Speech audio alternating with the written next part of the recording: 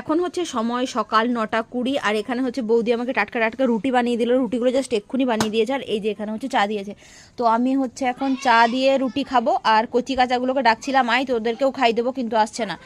আর এদিকে সকাল সকাল গরম গরম ভাত হয়ে গেছে, তো বৌদি এখানে ভাত সবজি নিয়ে বসেছে। আজকে সকাল সকাল হয়ে গেছে। আর মানে বৌদি ভাত নিয়ে বসেনি, মানে বৌদির ছেলে ত্রিশানকে খাইয়েছিল, তো সেগুলোই বেশি হয়ে গেছে, ভাতটা কি ফেলে দেবে, সেই জন্য হচ্ছে নিয়ে বসে গেছে। তো আমি খাচ্ছি এই যে রুটি। তো বড় মাকে কি থারে কি ধাক্কা দিয়ে মারবি বলে রেডি হয়েছিস নাকি? হ্যাঁ কি রে, বড় মাকে কি থারটায় ধাক্কা দিবি, অ্যাক্সিডেন্ট করে দিবি কিট্টু? মুরগির মতো কথা এক ডান দিয়ে মার নাকি? তো চলুন খেয়ে নি। কিট্টু চা রুটি খা, চা রুটি।